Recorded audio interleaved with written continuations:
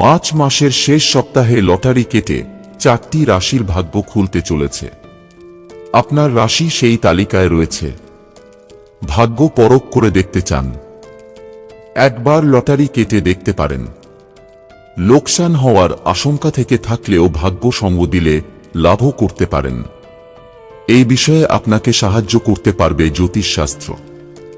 কোন সময় আপনার লটারির টিকিট কাটা উচিত হবে, কখন উচিত হবে না সেটা জেনে নিলেই লোকসানের আশঙ্কা অনেকটা কমে যায়। মার্চ মাসের শেষ সপ্তাহ অর্থাৎ 23 তারিখ থেকে 31 তারিখ পর্যন্ত কোন কোন রাশির লটারি প্রাপ্তি যোগ রয়েছে জেনে নিন। মেষ রাশির জাতক জাতিকাদের এই সপ্তাহে লটারির টিকিট কাটা উচিত হবে না। লটারি ভাগ্য ভালো নয়। বৃষ মার্চের শেষ সপ্তাহের মধ্যভাগে বৃষ রাশির লটারি ভাগ্য বেশ ভালো রয়েছে, তবে শেষ ভাগে একেবারেই লটারি কাটতে যাবেন না।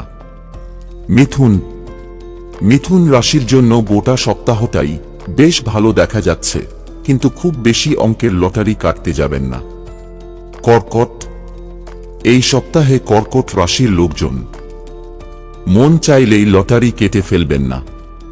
খুব চিন্তা ভাবনা করে লটারির দিকে এগোবেন, আয়ের বদলে ব্যয় হতে পারে।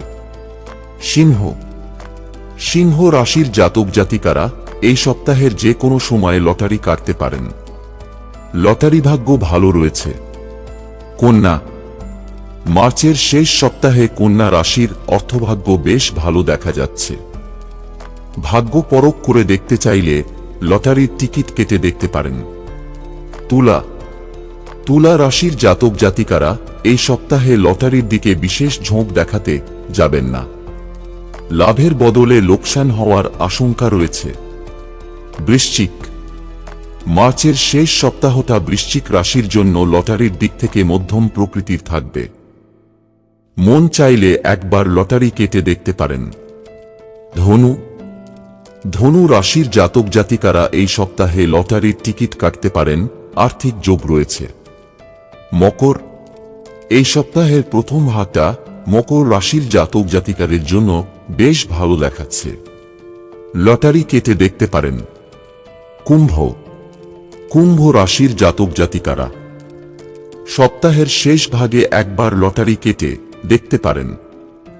ভাগ্য খুললেও খুলতে পারে। মীন রাশির জাতকেরা এই সপ্তাহে খুব বেশি অঙ্কের লটারি কাটতে যাবেন না।